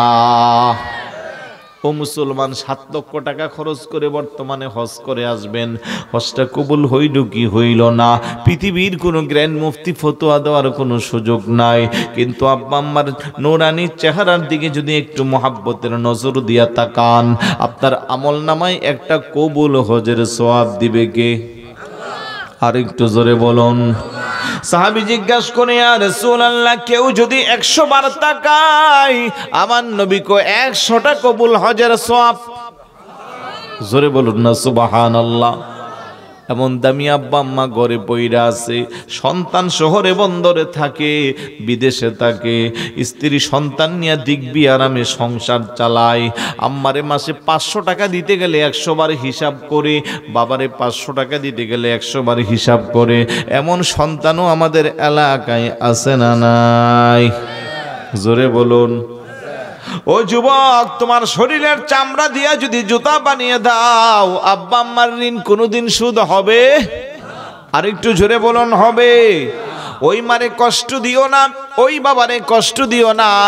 নবীর সাহাবী হওয়ার পরেও আব্বা আম্মারে কষ্ট দেওয়ার কারণে ঈমান নসিব হয় না। আর নবীর সাহাবী না হইয়া একজন কসাই ব্যক্তি আব্বা আম্মার খেদমতের কারণে আমার আল্লাহর পয়গম্বরের সাথেও জান্নাতের সঙ্গী হওয়ার সম্ভাবনা আছে না নাই? জোরে বলুন, আছে না নাই? যে জীবনে যত বড় হয়েছে খবর নিয়ে দেখো, মায়ের দোয়া, বাবার দোয়া। আমাদের 4টা মাযহাব, হানাফি, শাফি, মালিকি, হাম্বলি। শাফি মাযহাবের যিনি ইমাম, ইমাম শাফি রহমতুল্লাহি আলাই, ছোটকালে বাবারে হারাইলো, মা বড় কষ্ট করে ওনারে লেখাপড়া করাইলো। আমি ওনার বর্ণনার মধ্যে পড়েছি, লেখাপড়া করার জন্য কাগজ কলমও দিতে পারত না, গরুর হাড্ডির মধ্যে কয়লা দিয়া লিখতো। ওই ইমাম শাফি রহমতুল্লাহি আলাই যখন একটু বড় হইল, কোরআন হাদিস যখন পড়তেছে, একদিন রাতের বেলা ওনার আম্মা হঠাৎ করে ঘুম থেকে লাফ দিয়ে উঠলো। কেন কেন কেন কে যেন ওনার আম্মার কদমের মধ্যে জিব্বা দিয়া চাটতেছে। জোরে বলুন না সুবহানাল্লাহ। আমরা তো শুধু আম্মারে সালাম করি পা দইরা, ঠিক না? সুমা দিছিননি কেউ আম্মার কদমে, আব্বার কদমে দিছিননি। এটারে বলা হয় কদম বুসি, মানে কদমের মধ্যে বোঝা অর্থাৎ ঠোঁট দিয়া চুমা দেওয়া। কিন্তু ইমাম শাফি রহমতুল্লাহি আলাইহি সরাসরি আমার পায়ের মধ্যে জিহ্বা দিয়া চাটতেছে। মারগুমটা যখন ভেঙে গেল, লাভ দিয়া ওইটা ডাক দেখো, কে কে কে ডাক দেখো, আমি আপনার সন্তান শাফি। তো কামটা করলা কি? কি করলাম? তুমি তো আমার পায়ের মধ্যে জিহ্বা দিয়া চাটলা। ডাক দেখো, না না না, আমি আপনার কদমের মধ্যে জিহ্বা দিয়া চাটি নাই। মা বলে, ব্যাপারটা কি? আমি কি দেখলাম? ডাক দেখো, আম্মা গো, প্রত্যেক দিন রাত্রের বেলা আপনি যখন গভীর ঘুমে চলে যান, আমি এসে কিন্তু আমার কাজটা করে যাই, কিন্তু আজকে তো আমি আপনার কাছে ধরা খেয়ে গেলাম। তবে শুনেন গো মা, আমি কিন্তু আপনার কদমে চাটি নাই। বলে, কোথায় চাটলা? আমি জান্নাতের চৌকাঠের মধ্যে চাটছি। আর একটু জোরে বলুন সুবহানাল্লাহ। কারণ আমি নবীর হাদিস পড়ছি, আল জান্নাতু তাহতা আকদামিল উম্মাহাত, আম্মার কদমের নিচে জান্নাত। আল্লাহু আকবার বলবেন। নবীর হাদিস পরে আমি এই জন্য আমল করলাম। মা খুশি না বেজার? আস্তে করে ঘুম থেকে লাফ দিয়া উইটা তাহাজ্জুদের মুসল্লার মধ্যে সিজদায় পড়ে ডাক দিয়া কান্দে, আল্লাহ, যেই সন্তান আমার এত সম্মান দিল, তুমি আমার সন্তানরে জগৎ বিখ্যাত আলেম বানাইয়া দাও। যতদিন পৃথিবী থাকবে ইমাম শাফি রহমতুল্লাহি আলাইহির নাম থাকবে কি থাকবে না? জোরে বলুন, থাকবে কি না? আল্লাহর নবী বাইজিদ বুস্তামি রহমতুল্লাহি আলাইহির ঘটনাও আমরা সবাই জানি, ঠিক না বেঠিক? ছোট বাচ্চা বাইজিদ ঘুম থেকে উঠে মা পানি চাইলো। পানি কোত্থেকে দিবে? ঘরে তো পানি নাই। দূর থেকে পানি আইন আমার শিওরের পাশে গ্লাসটা নিয়ে দাঁড়াই আছে। রাতটা চলে গেল, গভীর রজনীতে মার ঘুমটা ভাঙলো। তাকাইয়া দেখে মাথার পাশে বাইজিদ গ্লাস নিয়ে দাঁড়াই আছে। ডাক দেখো, বাবা বাইজিদ, তুমি কি ঘুমাও নাই? পানির গ্লাস নিয়ে কেন দাঁড়াই আছো? ডাক দেখো, মা, রাতের শুরুর দিকে আপনি পানি পান করবার জন্য চাইলেন, ঘরে পানি নাই, আমি দূর থেকে পানি আনতে আনতে আপনি ঘুমাইয়া গেলেন। এই জন্য আমি চিন্তা করলাম, এখন যদি ডাক দিয়ে আপনার ঘুমের ব্যাঘাত ঘটবে, আবার যদি আমি ঘুমায়া যাই, আপনি আরেকবার পানি চাইলে পানি না পাইলে আপনি কষ্ট পাইবেন। আমি উভয় সংকটের মধ্যে পড়ে গেলাম, আর শত কষ্টের পরে আমি পানির গ্লাস নিয়ে আপনার সামনে দাঁড়াইয়া রইলাম। জোরে বলুন না সুবহানাল্লাহ। মালাপ দিয়ে ওইটা তৃষ্ণা নিবারণ করে চিন্তায় পড়ে গেল, হারে আমার বাচ্চাটা সারা রাত ঘুমাইল না। তাহাজ্জুদের মুসল্লায় সিজদায় পড়ে ডাক দেখো, আল্লাহ, আমার বাইজিদ রে তুমি কবুল করে নাও। আল্লাহু আকবার বলেন। মার দোয়া কবুল হয় কি হয় না? পৃথিবীর সবার দোয়া যদি মিস হয়, আব্বা আম্মার দোয়া কোনোদিন মিস হয় না। কথা কোন ঠিক কিনা?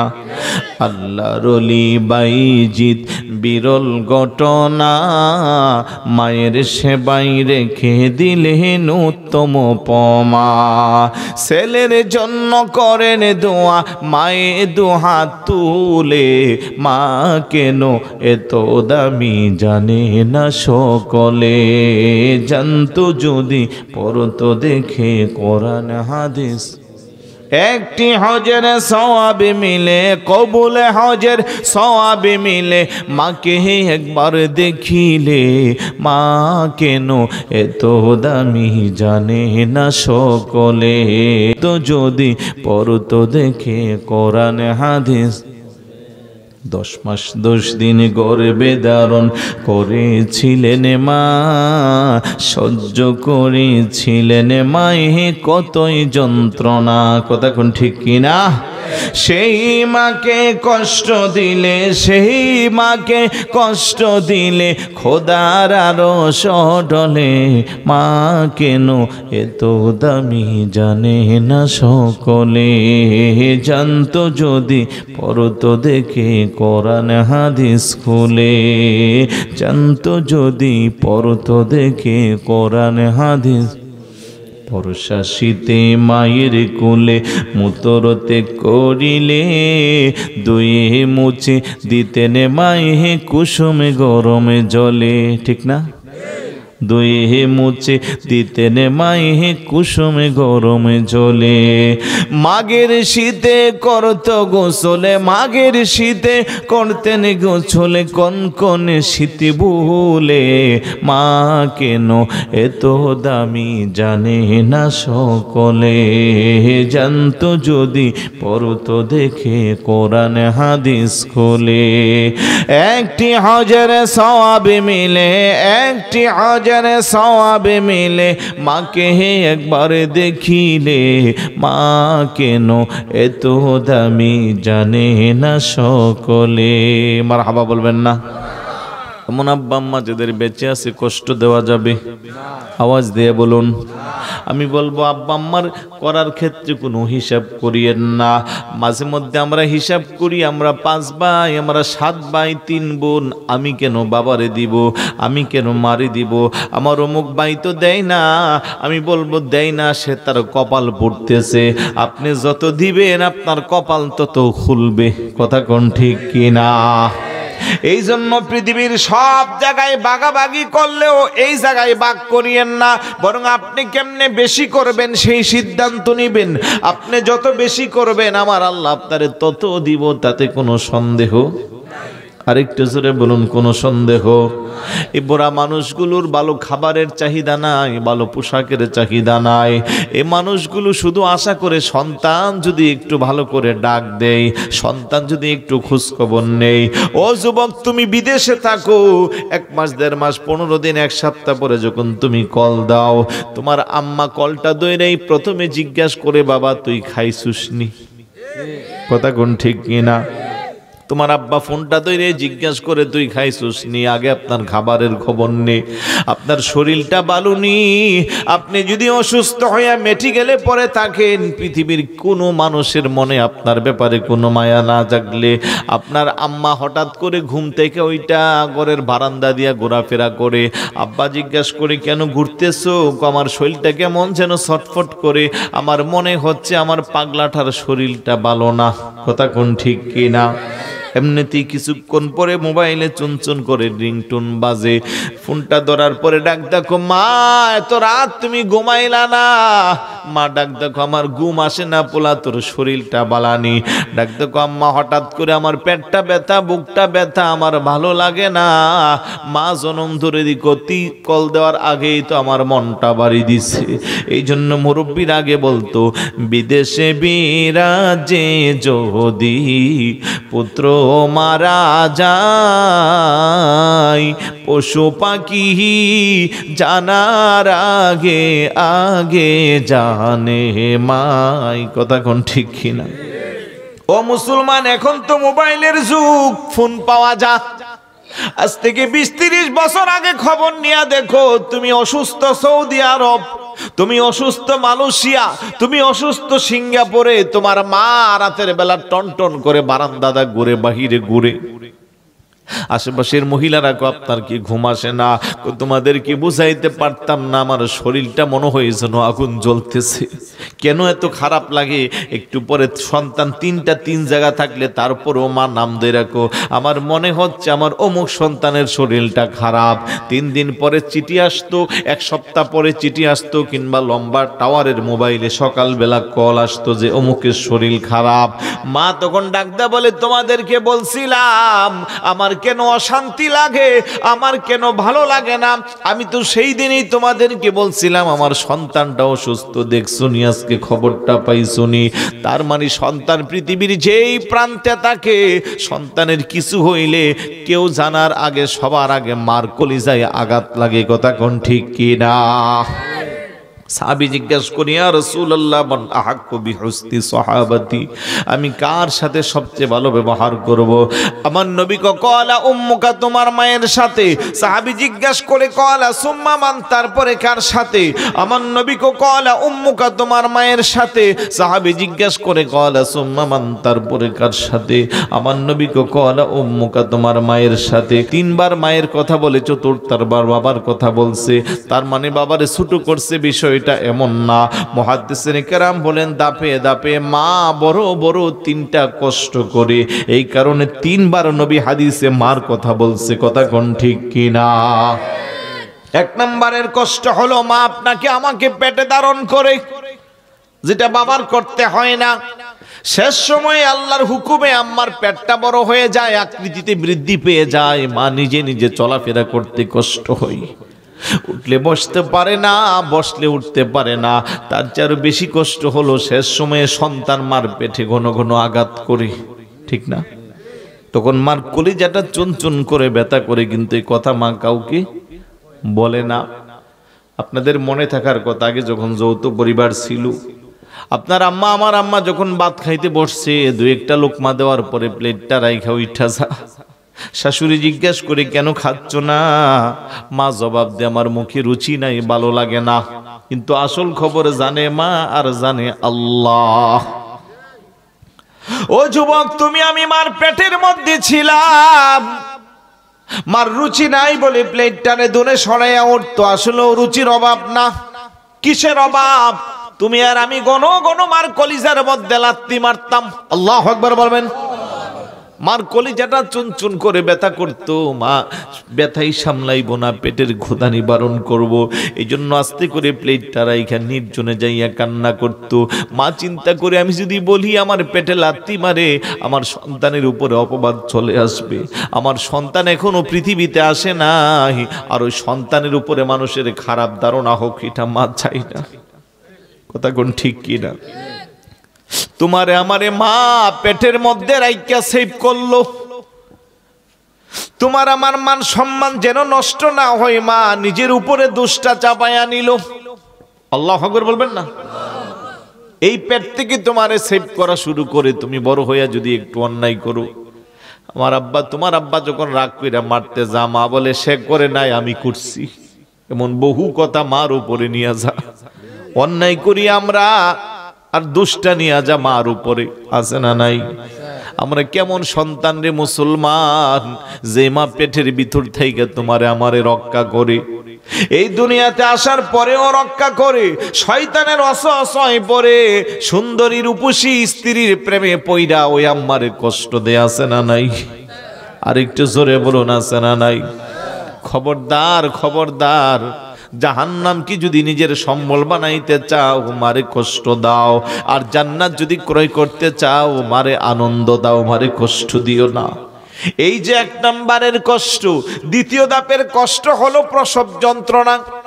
সন্তানকে পৃথিবীতে আলো দেখানো কত কষ্ট, পুরুষ জাতির দূরের কথা কোনো নারীও জানে না, যতক্ষণ না সে সন্তানের মা না হয়, ঠিক না? প্রসব যন্ত্রণা যখন শুরু হয়ে যা, হাত পা চারটার মধ্যে জবরদস্তি কইরা দাসী মহিলা চাপাইয়া ধরে, আপনার আমার মা অজ্ঞান হয়ে যা, চিল্লান দিয়ে বলে আমি আর সহ্য করতে পারি না, দা থাকলে দাও দাও, বডি থাকলে বডি দাও, ছুরি থাকলে ছুরি দাও, আমার গর্দানটা দেহ থেকে আলাদা করে দাও, আমি আর সহ্য করতে পারি না। রক্তাক্ত অবস্থায় আমি দুনিয়াতে আসি, আপনার আমার মা বেহুশ হয়ে এক পাশে পড়ে থাকে। কিছুক্ষণ পরে যখন হুঁশটা ফিরে আসে, আসার আগে হাত দুইটা দিয়া বলে আমার জাদুর টুকরা, কলিজার টুকরা সন্তানটা আমার কুলে দাও। দাসী মহিলা বলে যেই সন্তানের জন্য এত কষ্ট করলেন, রক্ত বাসাইলেন, এত তাড়াতাড়ি সন্তানকে কুলে নেবার জন্য কেন পাগল হইলেন? আপনার আমার মা জবাব দে, তোমরা বুঝবা না, আমার সন্তান আমার বুকে আসলে আমার কোনো দুঃখ থাকে না। কথা কোন ঠিক কিনা? তৃতীয় কষ্ট হলো হামালাতু উম্মুহু কুরহা ওয়া ওয়াদাতু কুরহা ওয়া হামলুহু ওয়া ফিসালুহু 30 শাহরা। মা আপনাকে আমাকে বুকের স্তন্যপান করায়, দীর্ঘ 2 বছর 2.5 বছর পর্যন্ত মা দুধ খাওয়ায়। কথা কোন ঠিক না? এই যে কষ্ট, কোন শীতের মধ্যে বাবারা ঘুমায়, বহু বাবা দিনের বেলা ঘুমায়, বহু সন্তান দিনের বেলা ঘুমায়, বহু বাচ্চা দিনের বেলা ঘুমায়, রাতের বেলা সজাগ থাকে।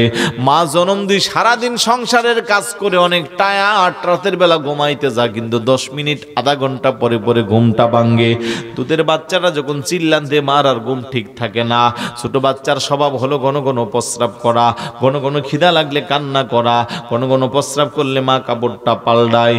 এই কনকনে শীতের মধ্যে অনেক সময় শুকনা কাপড় সব শেষ হয়ে যায়। এবার মা চিন্তা করে, আহারে এই কনকনে শীতের মধ্যে যদি ভিজা জায়গার মধ্যে রাখি, আমার সন্তানের নিউমোনিয়া হবে, কষ্ট পাইবে। মা আস্তে করে শাড়ির আঁচলটা সন্তানের জন্য বিছাইয়া দেয়। কথা কোন ঠিক কিনা? ও যুবক, এত কষ্ট করে যেই মা তোমারে লালন পালন করলো, বাবাও কিন্তু কষ্ট কম করে না। তোমার আমার মুখে হাসি ফোটানোর জন্য বাবা জীবনের চেহারার মধ্যে হাসি উঠে না। সকালবেলা পান্তা ভাত কাঁচা মরিচ পেঁয়াজ দিয়া 2টা লুকমা খায়া যা, সারাটা দিন কাজ করে পেটের খিদা কলিজাটা চুনচুন করে, তারপরও 10টা টাকা দিয়া দোকান দেখি কিছু খাই না, শরীরটা বাঁকা হয়ে যা। চিন্তা করে আমি যদি 10 টাকা খাই, 50 টাকা খাই, আমার সন্তানের মুখে হাসি ফোটাইতে এটা ব্যাঘাত হতে পারে। কোথায় কোন আওয়াজ দিয়ে বলুন। বহু বাবা আছে ঈদের দিনও জীবনে নতুন পোশাক পরেন নাই, কারণ চিন্তা করে আমি যদি নতুন পোশাক পরি, আমার সন্তানকে তো নতুন পোশাক দিতে পারবো না। আল্লাহু আকবার বলবেন না? কি করে সন্তানকে একটু ভালো পোশাক দেওয়া যা, সন্তানকে কি করে একটু ভালো খাবার দেওয়া যা, সন্তানের পড়ালেখার পিছনে কত খরচ করা যা, ধার্য করে কর্য করে দূর দূরান্ত থেকে টাকা আনে সন্তানের পরীক্ষার ফর্ম ফিল আপ করার জন্য, রেজিস্ট্রেশন করার জন্য। বাবা এত কষ্ট করে যে সন্তানকে পড়ায়, ওই সন্তান বড় হইয়া চাকরি কইরা শহরে থাকে, আর নরসিংহপুর ভাবার খোঁজ খবর নেওয়ার সময় থাকে না। এমন সন্তান আসেনি? আরেকটু জোরে বলুন। ও যুবক, করজনে অনুরোধ করব, এই বুড়া মানুষগুলো বেশি দিন তারা বাঁচবে না, বেশি তাদের চাওয়া পাওয়া নাই, তাদের ভালো খাবারও তারা খাইতে চাই না, ভালো পোশাকও তারা পরতে চাই না। একটু যদি পারো তাদের মনের মধ্যে হাসি ফোটানোর চেষ্টা করিও, তাদেরকে একটু ভালো করে ডাক দিলে তারা খুশি হয়ে যায়, তাদেরকে অল্প টাকা দিলে তারা খুশি হয়ে যা। সুতরাং তোমার আমার যাদের আব্বা আম্মা বেঁচে আছে, সময়টা কাজে লাগাইবা, তাদের খেদমতের মাধ্যমে আল্লাহর 8খানা জান্নাত ক্রয় করার চেষ্টা করবা। না হয় তুমি যতই নামাজ পড়ো, রোজা রাখো, নিজের যতই পাক্কা মুসল্লি ভাবো, আব্বা যদি তোমার মনে কষ্ট নিয়ে থাকে, আম্মা যদি তোমার মনে কষ্ট নিয়ে থাকে, খোদার কসম রে যুবক, তোমার ঠিকানা জাহান্নাম ছাড়া কোনো উপায় নাই। কথা কোন ঠিক কি না? আব্বা আম্মার খেদমত করবে। মা বাবাকেও আমি বলবো, আপনারাও একটু সন্তানের প্রতি সহনশীল হবে। সন্তানের পক্ষ বিপক্ষ কোন সন্তানকে আলাদা নজরে দেখবেন না। আব্বা আম্মাও এমন আছে যে সন্তান একটু টাকা পয়সা বেশি কামাই করে, তার দিকে একটু অন্য নজর দেখে, যেটা অভাবী টাকা পয়সা পারে না তার দিকে একটু খারাপ নজরে দেখে। এমনটা করবেন না। সন্তানের যেমন বাবা মাবার প্রতি দায়িত্ব আছে, মা বাবারও সন্তানের প্রতি দায়িত্ব আছে না নাই? আর একটু জোরে বলুন, আছে না নাই? কারণ সবগুলো সন্তানই আপনার পেটের। পুত্রবধূ ঘরে আসলে আপনি নিজের কন্যার মতো তারে মর্যাদা দিবেন, তাইলে আপনার মেয়েটা আরেক ঘরে থাকলে সেও শান্তি পাইবে। আপনি তারে শত্রু ভাবিয়েন না। যেদিন আপনার ঘরে আসবে সেদিন থেকে আপনি মনে করবেন আপনার আরেকটা কন্যা সন্তান ঘরে আসছে। আপনার মেয়েটারে যেইভাবে আপনি আদর যত্ন দিয়া, বরণ পোষণ দিয়া তারে দায়িত্ব পালন করেন, পুত্রবধূটারে এইভাবে আপনি পালন করবেন, এটা কোনোদিন আপনারে কষ্ট দিব? এটাও তো মারে আরেক বাড়িতে রেখে আসছে না, মনে মনে খুশি হইব যে আমিও এক মারে হারাইয়া আরেক মা পাইছি, আর আপনিও আপনার এক কন্যা হারাইয়া আরেক কন্যা পাইছেন। তাইলে শূন্যস্থান পূরণ হবে, পরিবারের মধ্যে শান্তি আসবে। কথা কোন ঠিক কি না? পুত্রবধূ দোষ করলে তারে বুঝাইয়া সংশোধন করাইয়া ভালো পথে নিয়ে আসবে। তার বিরুদ্ধে হাসামিসা লাগাইয়া পোলার কান ভারী করিয়েন না। পোলা থাকি বিদেশে, সারাদিন মালিকের ডিউটি করে 12 ঘন্টা, রাতের বেলা ঘুমাইতে গেলে আপনি ফোন দিয়ে উল্টা পাল্টা লাগাই দেন, রাতের ঘুমটাও তার হারাম হয়ে যায়। বহু যুবক প্রবাসীরা কষ্ট করে পারিবারিক অশান্তির কারণে আমাদের কাছে ফোন দেয়, হুজুর আত্মহত্যা করা মহাপাপ না হইলে বহু আগে মইরা যাইতাম, আর বাচ্চাও হুজুর পারতেছি না, না পারি মারে খুশি করতে, না পারি বধূরে খুশি করতে। এই জায়গাগুলো একটু খেয়াল রাখবেন। পরস্পরকে যত ছাড় দিতে পারবেন, তত দাম্পত্য জীবনে, পারিবারিক জীবনে সুখ শান্তি আসবে। ছোট্ট জিনিসটার একবারে মিনিমাইজ করে আরো ছোট করে মাটির নিচে দাফন করবেন। তা না কইরা ছোট্টটারে টাইম না বড় কইরা উভয়ের মধ্যে বিবাদ সৃষ্টি করলে শান্তি কারো কপালে জুটবে না। কথা কোন ঠিক কিনা? মনে কষ্ট নিচ্ছেন? মারা কথাগুলো শুনতেছেন, আমি আম্মাদেরকে বলবো, পুত্রবধূটারে নিজের কন্যার মতো দেখবেন। পুত্রবধূকে বলবো আপনিও শাশুড়িকে মায়ের নজরে দেখবেন। দুই জায়গা ঠিক হইলে কোনো ভেদাভেদ থাকবে না। আর ঘরের পুরুষ মানুষকে যত পারেন তার মেন্টাল টর্চার তত কম করবেন। একটা মহিলা চাইলে তার স্বামীর অনেক অংশে তার স্বামীর টেনশন কমাইতে পারে, ঠিক না? আর একটা মহিলা চাইলে তার স্বামীরে অল্প বয়সে চুলদারি পাকাইতে পারে। এটা আপনার গাছের ছায়ার মতো আপনার উপরে থাকবে।